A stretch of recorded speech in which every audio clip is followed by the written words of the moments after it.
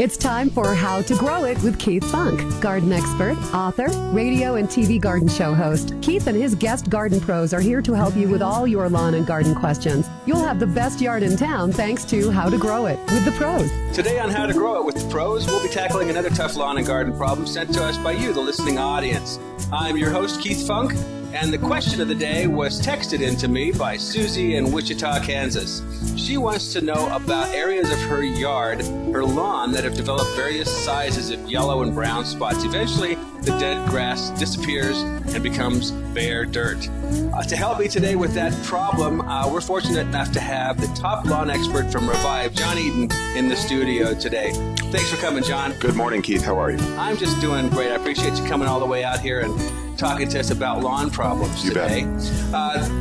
The first thing I think of when I think of dead spots and yellow spots, brown spots in the yard are diseases, things like dollar spot, melting out. These are all fungal diseases. They cause spots of various sizes and shapes and colors, and it typically indicates a variety of cultural problems. It could be in the soil, it could be in the watering and the mowing and so forth. One of the things I also think that causes a lot of spots are pets. Definitely. You think of like a female dog, for example. Sometimes that concentration of urine in one spot, or even if they happen to go all over the yard, the dogs sometimes have their favorite spots, but you'll see that brown spot show up frequently in the yard. Now, what is it that actually causes the problem? Is it the urine itself? You know, it's almost like a fertilizer burn. If you were to dump some fertilizer out of your spreader, it creates a similar burn. You might see dark green edges where the fertilizer is in the right amount, giving you the proper growth. But when you overdo it in one spot, that extra salt, that extra urine in one spot creates an actual burn. So the best way to get rid of it is to leach those salts, those extra salts, out of the soil. Yes, and what I found sometimes is that water alone just isn't effective in many cases. So what would you use with it? That's where our product comes in handy with Revive.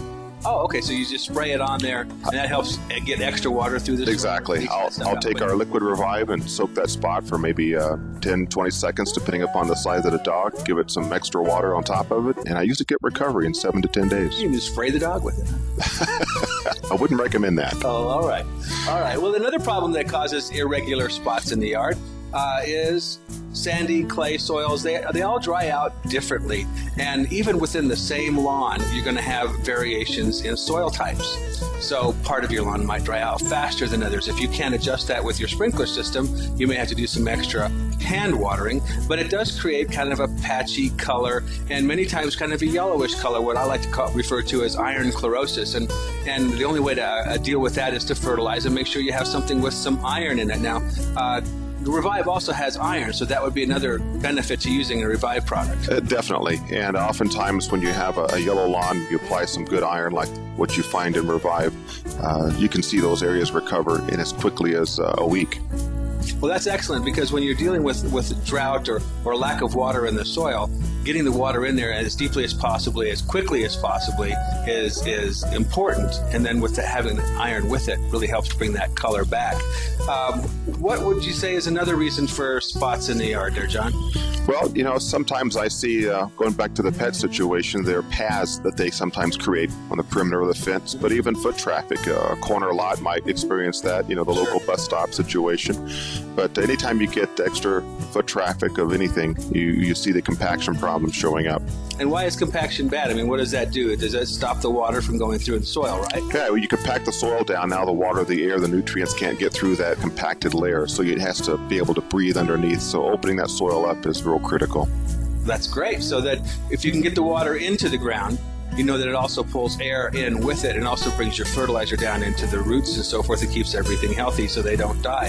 And then last but not least, bugs can be an issue with spots in the yard. Bugs like grubworms and sod webworm, they'll create irregular spots. They'll also create strange colors, anywhere from tan to yellow to actual dead spots. And what you need to do there is to make sure that you get that definitely identified correctly. Take in a sample to your local garden center that you trust and get them to identify whether it is bugs or not. Then you can find out the correct treatment for it, and then fertilizer will help them recover from that problem. So I'd like to thank John Eaton for joining us today on How to Grow with the Pros. John, thanks a lot. You're welcome, Keith. And keep in mind that Revive is one of the things that can solve a lot of those problems in Susie's yard. Thanks for listening. We hope you enjoyed this episode of How to Grow It with garden expert Keith Funk. Get all your lawn and garden questions answered listening to Keith and his Garden Pro guests. You'll have the best yard in town thanks to How to Grow It with the pros.